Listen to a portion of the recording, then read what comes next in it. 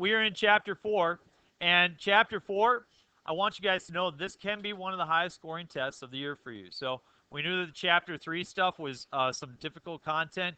You just got through a take-home, or I'm sorry, an open note test, which I used to give it as a take-home test, and now I decided I'll give it open note in class because otherwise people were just going home doing it together, and that doesn't work. So I don't really do that anymore. But so this chapter, what's really nice is it all comes together in kind of one type of problem. So you guys remember when we did this back in college algebra? We were finding the number of solutions, the positive real, the negative real, and then we were taking it, we were sketching a graph. You know, we kind of, everything was, you know, could be summed up in one problem.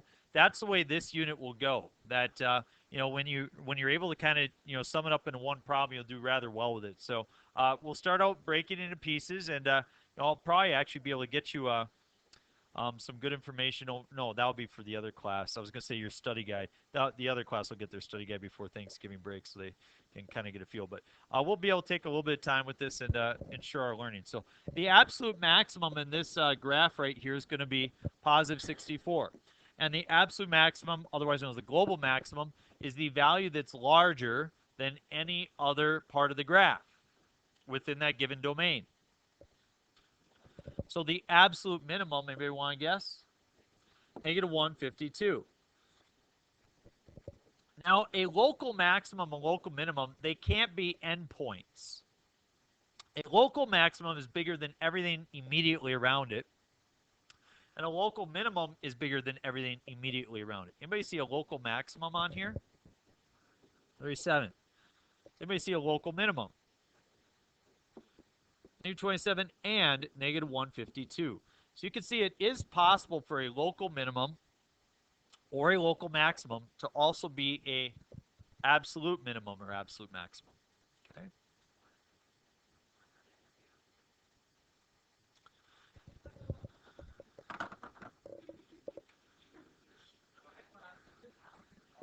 That one is smaller than everything immediately around it. I'm giving very non-mathematical statements here, but they should make sense to you more than the actual mathematical part of it. We'll get to that later, but this is larger than everything immediately around it, and this is smaller than everything immediately around it, and it's smaller than anything else on the graph. Does that connect?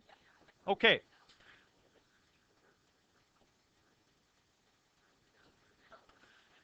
So it can't be an endpoint because when we say immediately around it, there's nothing to the right. So that's why we don't classify it in that sense. And so there was a mathematician by the name of Fermat. He had Fermat's famous last theorem. But we won't talk about Fermat's last theorem. We will talk about this theorem, and it has to do with calculus. And it says this: if f has a local maximum or minimum at C, and if f prime of C exists, then f prime of C is going to be equal to 0. And what that's saying is, if you could take the derivative, then the derivative is going to be equal to 0. So look at this situation here. I have a local minimum. What's the derivative at that spot? 0. And here the derivative is 0. And here the derivative is 0. But you can see that his theorem is conditioned by the fact that the derivative must first exist.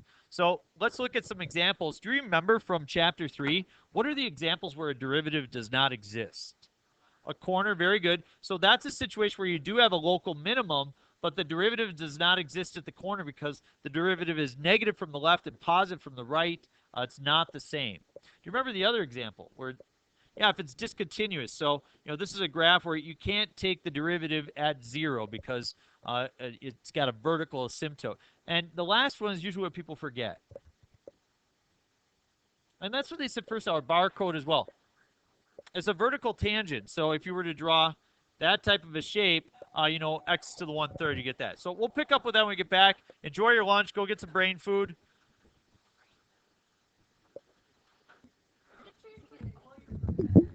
Okay, here we go.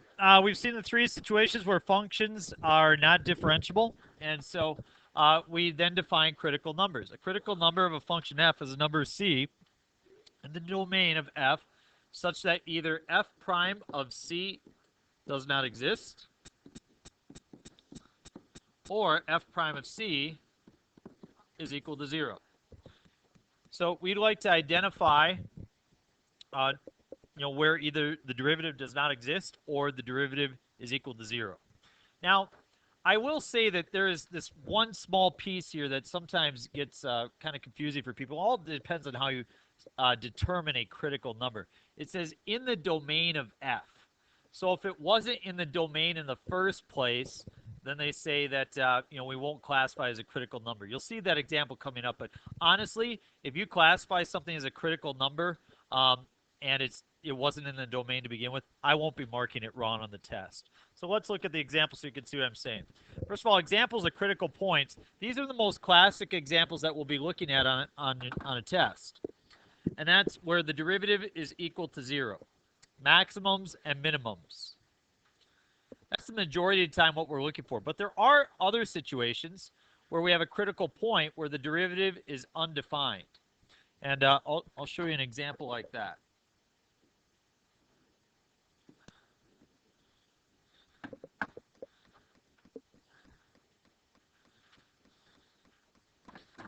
Okay, the square root function, the derivative does not exist at 0.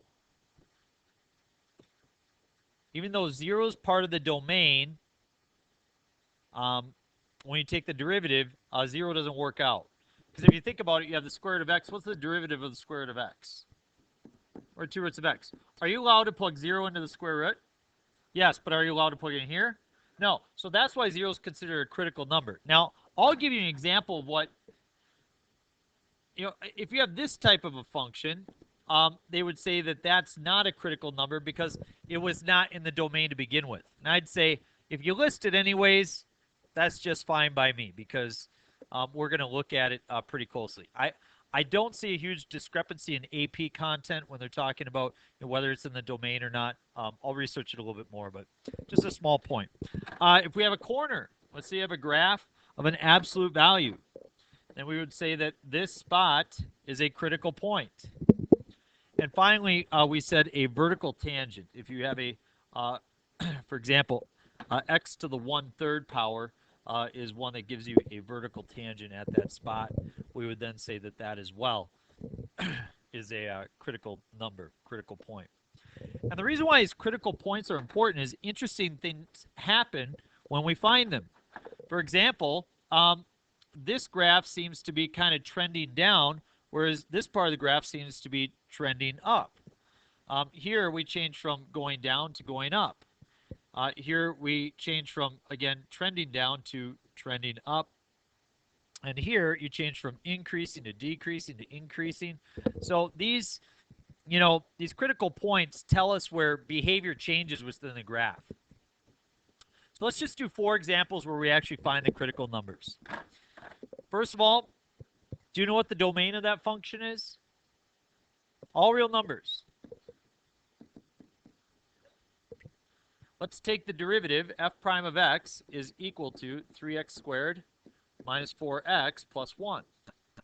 So we're going to set it equal to 0 because you can see that the domain of the derivative is also all real numbers. There's no restrictions on what we can plug in or what we can't plug in. When you solve where that's equal to 0, does that factor? Yes, it does, Mr. Gens. Great. What does it factor to? -1 and -1. So therefore, x is equal to 1/3 and 1. So these are critical points.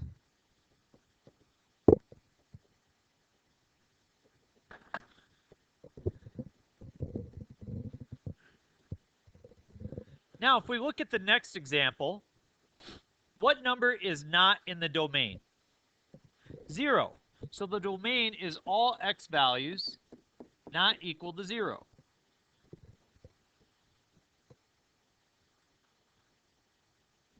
Now, instead of taking the derivative of that, I would have to use the quotient rule, right? I'm going to rewrite it. You may know I'm going to rewrite it.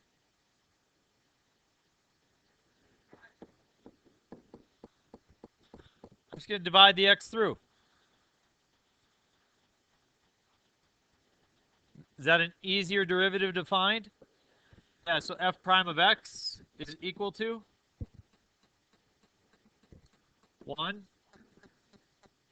It's going to be a plus 1 over x squared because it'll be an x to the negative 1, which will switch the sign from negative to positive. While he's throwing his hands in the air like he just don't care. What? You know, the people who watch the videos, there's not a lot of them, but there's some. So what happens is there's some videos that kind of, become more popular due to content, and then people start to flock to them a little bit more. But sometimes they'll send me notes, and the last note I got was, love your videos. You teach the kids the aha moment, but I can't really hear much of what you say. Can you work on your microphone? And so I improved the volume. You guys know that I had issues with trying to figure out. And then the time before that, I got an email said, I've never taught this class before, nor have I taught pre-calculus before. Fortunately, I'm using the same book as you. Before I teach each day, I go and watch your videos the night before so I know what the heck I'm doing. Do you have any other resources you could give me? And so, yeah, so that was good. Yes.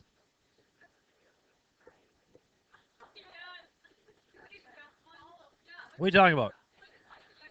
Oh, okay. I don't think I could put your faces on there. I think that's okay. So like videotape me. But hold on, like right now they got an image in their mind of what I look like, and what if it's like super tall and attractive? You know what I mean? Like, and then they see me, they're like,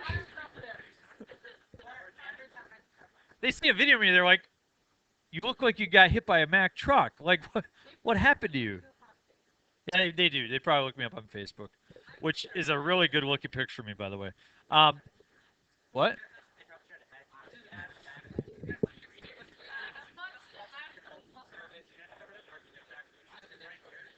Yeah, intro video. Yeah. All right.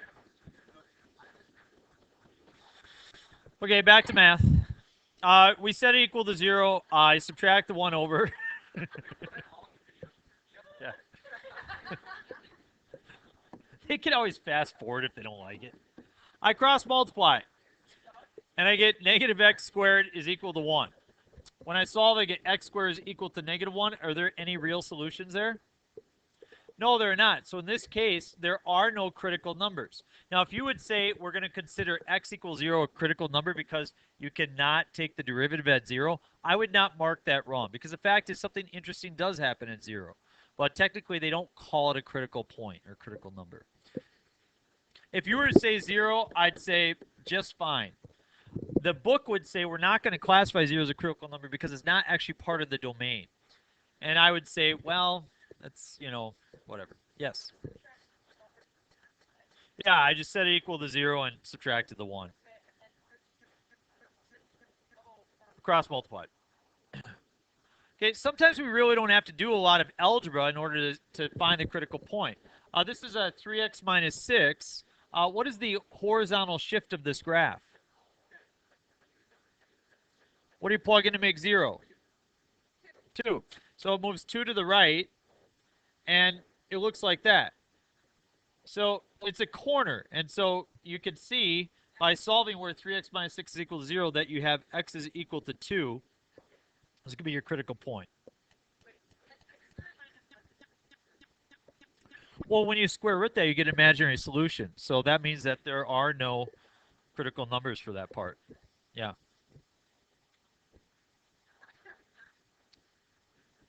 Okay, let's do the last one, letter D. I'm going to rewrite this. F of x is equal to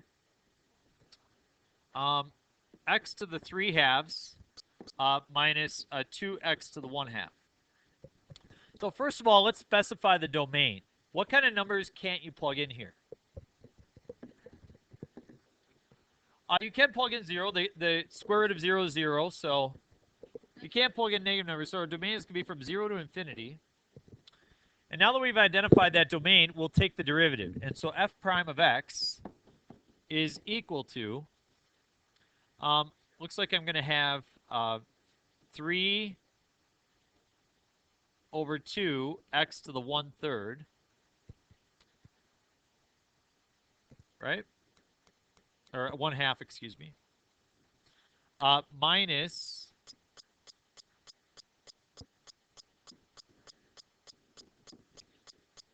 1 over x to the 1/2.